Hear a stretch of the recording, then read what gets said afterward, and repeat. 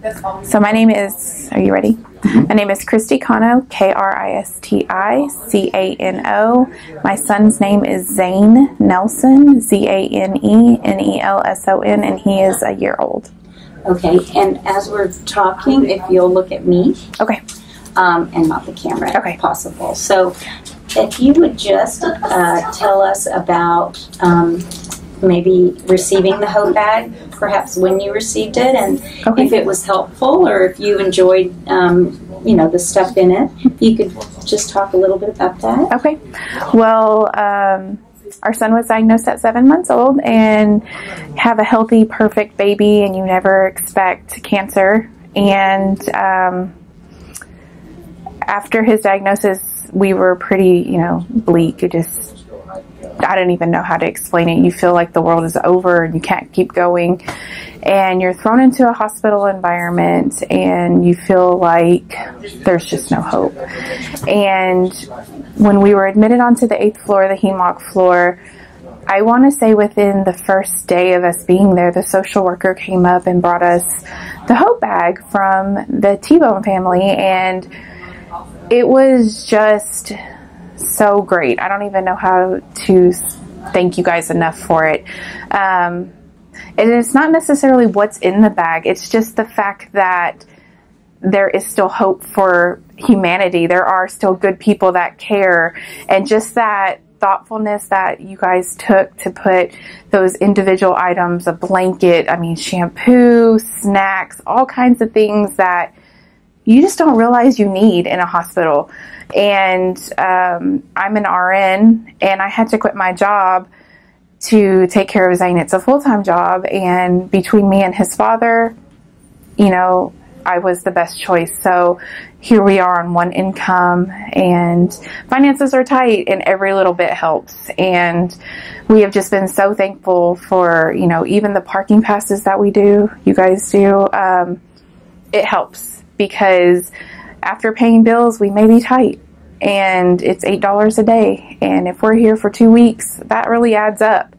And so, I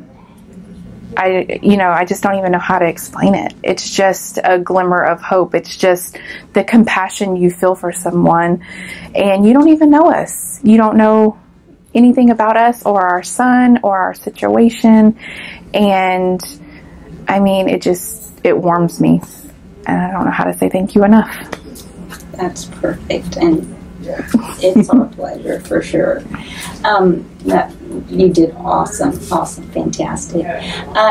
Can you tell us a little bit about your son, about his diagnosis, if you mind? No, I have no problem with that. So he was 7 months old, and like I said before, I'm a nurse, and there was just something wrong. I could tell it. He was running a fever, and throughout the whole month I was missing work because daycare was calling me, he's running a fever again. So I take him to the doctor, and nobody really could pinpoint it. They thought he had a virus or something like that. And even after multiple ER visits, we got sent home, and finally I'd had enough, and I noticed that his stomach started to kind of get a little distended and a little more poochy, and his belly button popped out. And I put my foot down. We went to the ER, and they were going to send us home again. And I said, no, we need to do a CT, and I'm not leaving until we do one. And so finally, after the CT, I kind of figured something was wrong. The whole hospital got quiet. The ER got quiet. And, the doctors came in, and, they deliver the worst news you could ever hear in your whole entire life as a parent. And, we were brought here to Christus Santa Rosa downtown, and everybody has been fantastic. But he was diagnosed with neuroblastoma, and there's a lot of hope right at the very beginning with neuroblastoma, because from what I understand, there are multiple diagnoses with it. They can have a type that is not cancerous, or they can have the regular neuroblastoma, or they can have a type that's more of a mutating. It's called MIC-N, and then it's diagnosed as high-risk neuroblastoma. Very rare. And of course, we are the ones that got the MIC-N, the high-risk neuroblastoma, and devastated. We start online researching, and it's a 40% survivability. And they're just, what are we supposed to do? Are we supposed to, make him comfortable and let him go? Or, I'm sorry, right? or do you treat him and you put him through this chemo? It's so hard. But he's had an unbelievable response to the chemo, and as of April 4th, we had the surgery to remove the tumor. They got it all. And they did a lab test on it. It's 100% dead. So, we still have a very long road to go, but we're very, very hopeful. And he's so happy and so loving. Thank you. And so strong. And he's now? He just turned a year. On March 30th. He has a year birthday. Well, like you said, as a parent, it's the worst thing you can ever imagine. Yeah. And that's, I'm a cancer survivor, and can I give you congratulations. A hope that, I know every case is different, but when I Googled my survivorship, it was 25%. And that was in 1998. Wow. So we've come a long way from there. Well, it's funny because they're still treating my cancer the exact same. Oh, are they? Because I've had 4 recurrences, and it's the same medicine. Wow. But I'm still here. You're still here, and you're still fighting, so. There's hope, and yeah. It's hard because, like you said, as a parent, you're the one having to decide, do I put him through this? You know? Yeah, I was like, she's not even, he's just a baby. And he doesn't understand why he's sick or why he feels bad. And he's so strong. You can't imagine how strong he is, because he's so happy and so thankful and playful and smart. And when we come home, even if it's for a day, I mean, he can't wait to touch all of his toys and kiss his dogs and go outside and swing. I mean, that's just, it doesn't matter how sick he is. He's still happy. Awesome. Can you talk just a little bit about your experience with the Children's Hospital, like the staff, the whole, their whole approach to, treating the whole child and the whole family, whether you need social work or, can you just touch on that? It has been amazing. This is my home hospital, and actually I got proposed to here because this is our home. This is where we spend most of our time. And the nurses, I can't tell you how amazing the nurses are here. They call Zane their baby, and whether we see them here or out amongst the crowd, they're my baby, I want to hold him. And the doctors have been great. We are obviously assigned one particular doctor, but they round every so often, so we'll get a different one.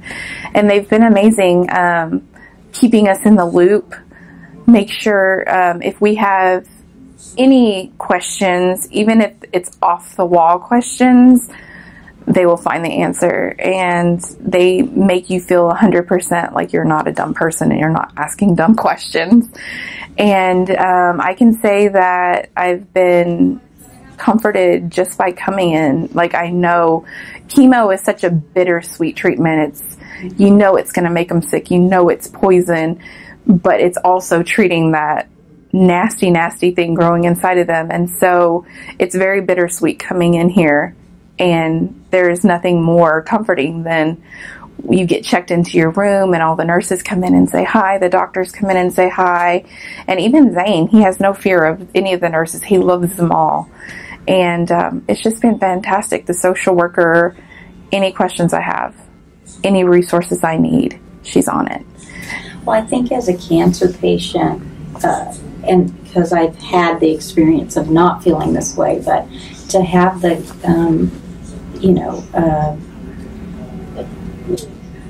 to have the faith, and believe in your care, and actually have doctors and nurses that you can actually relate to is huge, and that doesn't happen everywhere. Right. And I think, at least from our experience with the staff, they just amaze me. Mm-hmm. The last thing you want to be doing is questioning constantly your doctor, your nurse, or worse off, if they're rude, or you're going through hell. You want some compassion, and most people that are in this that I have actually been in almost every hospital in the city, and it is not like that everywhere. Yeah. And that's what's cool about these are all, we had several staff members talking, and everyone here is focused on kids. They wouldn't be here if they didn't enjoy kids. So it's got to be a comfort to, be in a place that San Antonio has this awesome facility, and everything's brand new, and couldn't ask for a better place. And we actually have to travel to another hospital within the same city because Zane will be receiving a transplant, 2 transplants. And I'm not going to say it's bad care. It's just different care. It's not home. And here you really, it's their family. It's not like they're nurses or their doctors. It's like you're seeing a family member, and you know that they care. They want the best thing for your child, and there's nothing more that you can want as a parent than for somebody else to have their back to. And I mean, that's it. I mean, it's great here. I love it. Well, I think that's probably good. We can let you go. You did amazing. I'm sorry I cried. You guys got my ugly face. Oh no, I'm sorry.